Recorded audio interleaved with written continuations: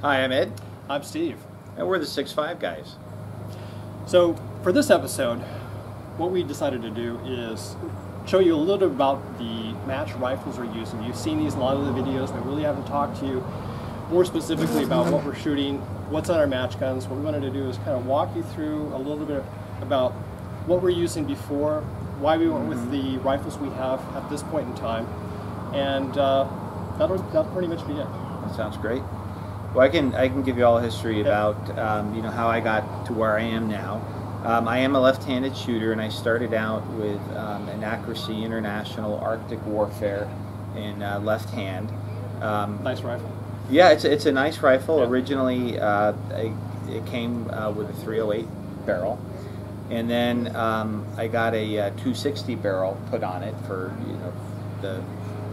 obviously the ballistics of the 260. Right.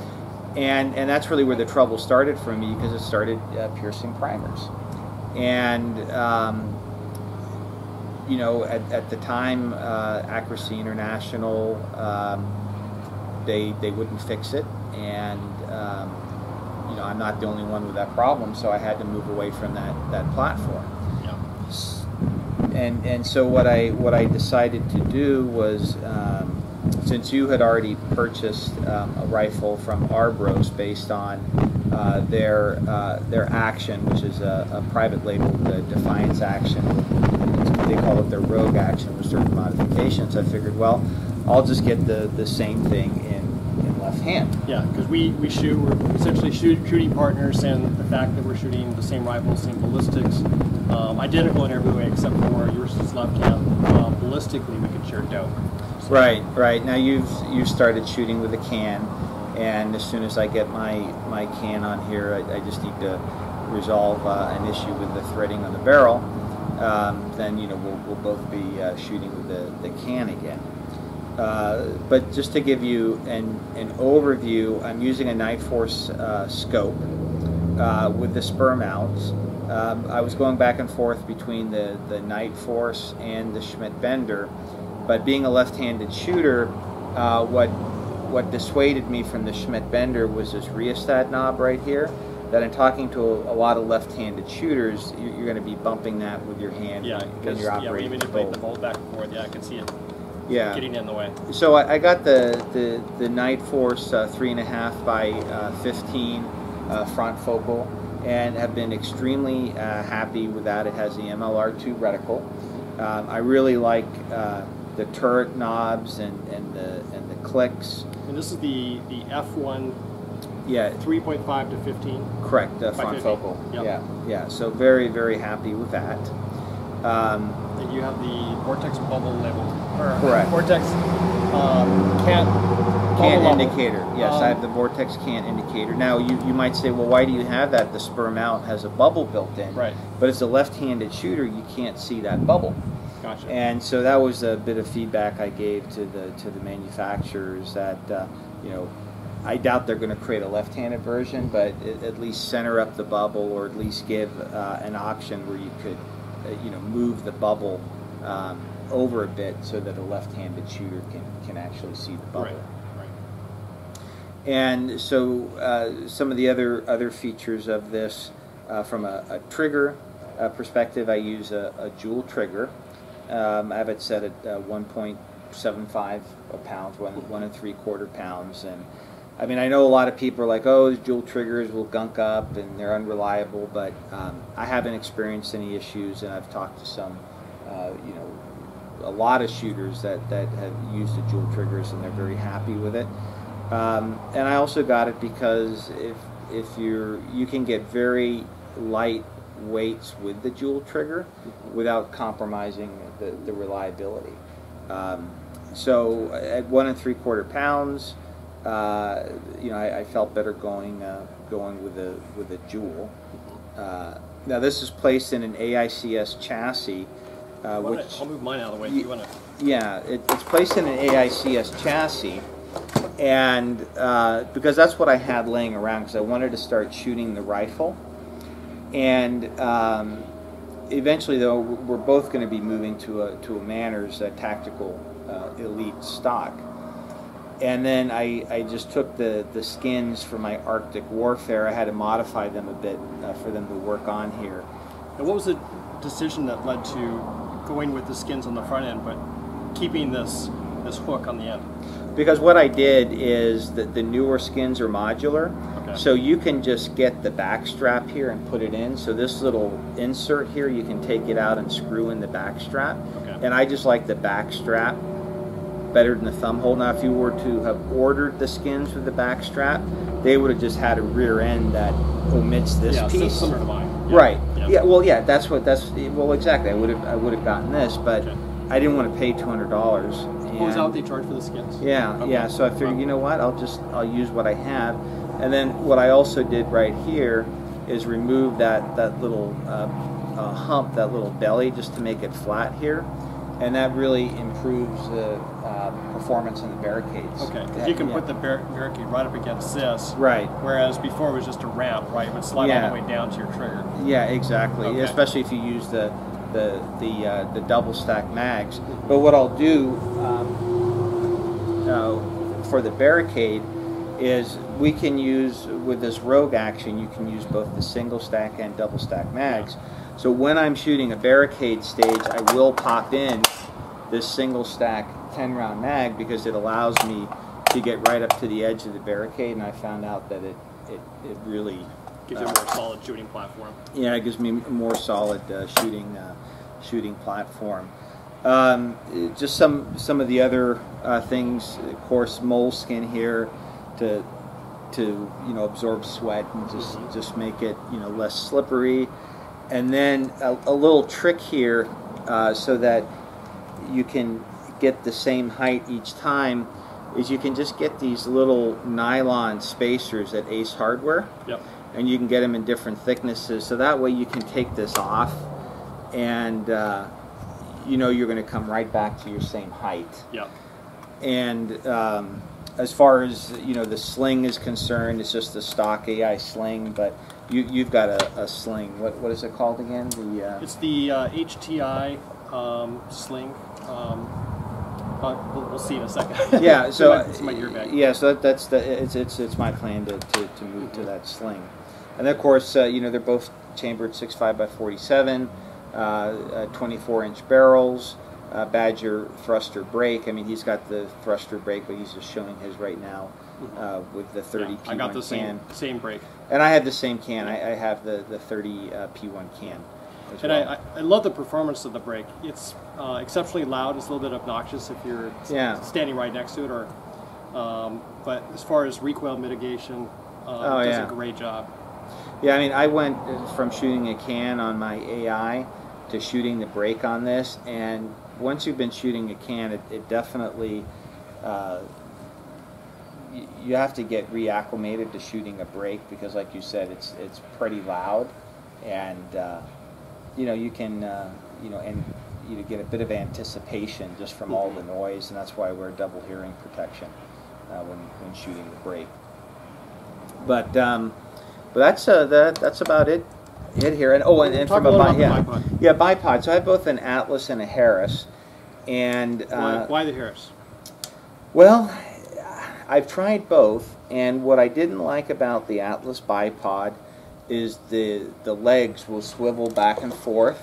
Like this? Right, and they designed that for panning, but the Harris legs have more than enough give in it to allow for panning, and that just drove me crazy the way those legs would get cocked, and then just speed of deployment. Yeah, like in a match when you're nervous or whatever, it is so easy to just fumble with the Atlas bipod. And then from a swivel standpoint, with this pod lock here, you can really adjust the tension, and the swiveling, it also has a greater range of swiveling with the Harris bipod. I'm not saying I might not go back to an Atlas bipod at some point, but it's interesting though when you look at the bipods that are used by the majority of the PRS shooters. A lot of them are using the Harris PRMS for probably the same reasons. Yeah, I would I would agree. I mean, again, I mean, you can talk about why you shoot the Atlas, because there are certain things that he can do, like, you know, the way he can position the legs. And, yes.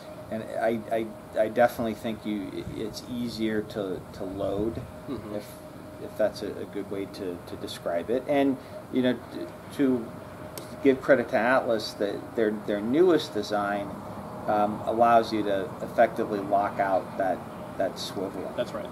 So maybe if I had that model, I wouldn't be going back to the Harris. Okay.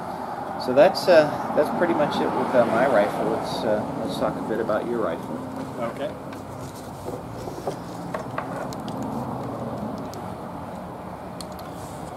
All right, so we're back.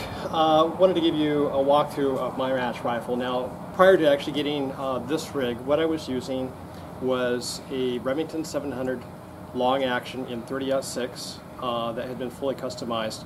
We'll go ahead and put up a picture of it so you can take a look at it. It's since been sold early in the summer. That thing was an absolute hammer. It was basically an accurized Remington 700 that had been fully blueprinted by Krieger. Had a Krieger 25-inch 5R barrel in 1 in 12, which shot very accurately the 175 grain Sierra hollow points. And the reason why I sold it was, even though it was a very fun to shoot rifle, it basically was not ideal for a match gun.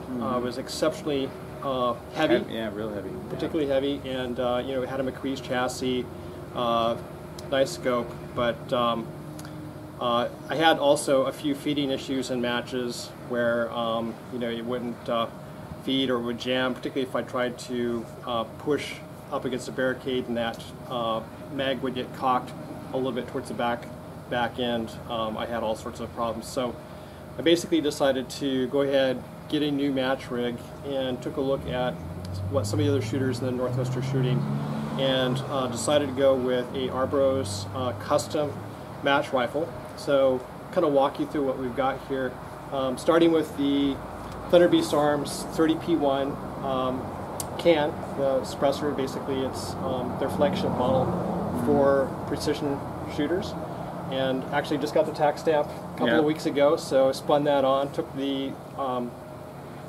Badger thruster brake that I had on there. Then we get to a 24-inch Broughton barrel. This is the 7.1 light varmint barrel, and then that's in a AX chassis, and then we get to, as far as the action, the Arbros. This is their Gen 2 Rogue action. It's basically a Defiance built action from Arbros, that Arbros designed. So there's a few mods that they've made to kind of the standard Defiance action. Just one thing about this AX chassis that I really like about it is for this barrel shroud here. It's really nice on the barricades. It is, yeah. And you've made this little barricade cushion here. Yeah, this is a little mod I made. Yeah. I'd love to turn this into a product. Maybe I can make a deal with a product maker out there, or a manufacturer. But basically, what I've done is I've taken a one of those tube bags and took some of the poly pellets out, and I've duct taped it to the chassis. Now, what it does, it allows me to rest it on the barricade. So I've got a lot of padding right in here, as well as on the side. So if I want to get it up on the side of a barricade, I also have padding that way. That way I'm not fumbling with a second bag trying to stick it in between the rifle and a barricade. And it really works well, you know, with some of these ports like this, you know, where you got that sharp angle there. So. Yeah. So yeah, I love that little mod I came up with. Yeah. So yeah, back to the action. You know, it's a great action, Defiance build, and then we get to the trigger. Right now I'm using a Timney trigger set of 2.5 pounds, and again, I put moleskin on here basically because it soaks up sweat. It's very comfortable, doesn't allow my cheek to slip. Coming back up, we have a spur mount. This is a 0 MOA mount. That's because the Gen 2 Rogue action actually has a 20 MOA built-in rail, and it's all one piece, as well as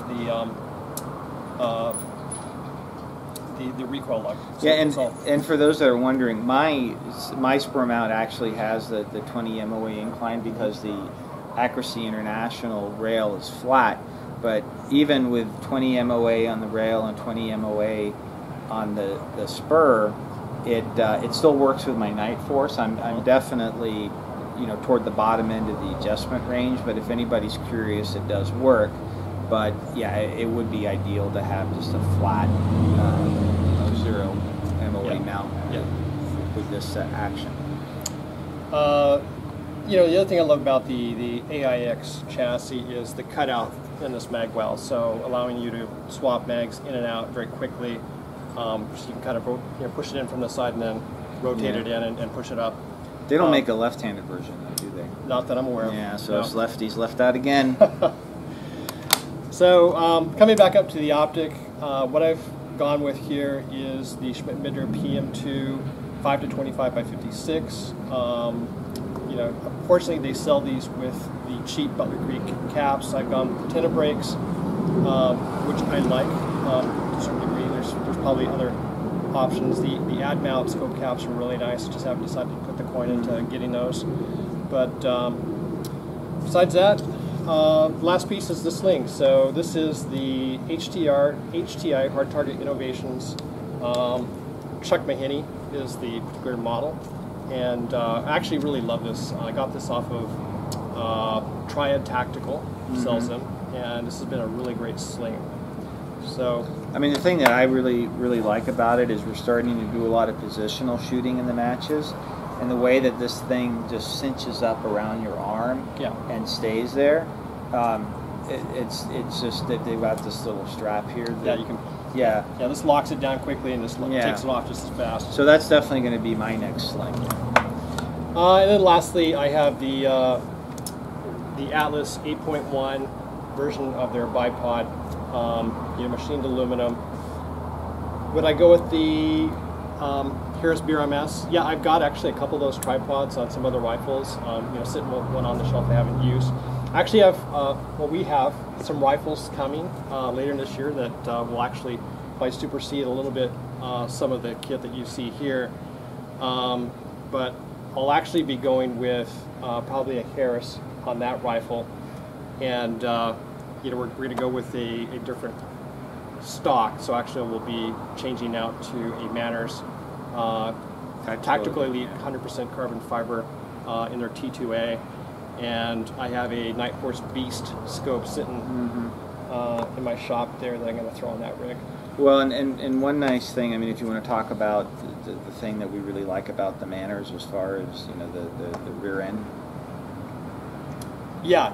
I mean, the nice thing about the Manners T2A that makes it really appealing, besides the weight savings, is the T2 model of the stock is basically a straight cut from the grip all the way to the back of the buttstock, which allows you to use it as a ramp. So you're not kind of squeezing to death a rear bag. You can kind of lift the stock, jam the bag back to where you need it, and then you're locked in.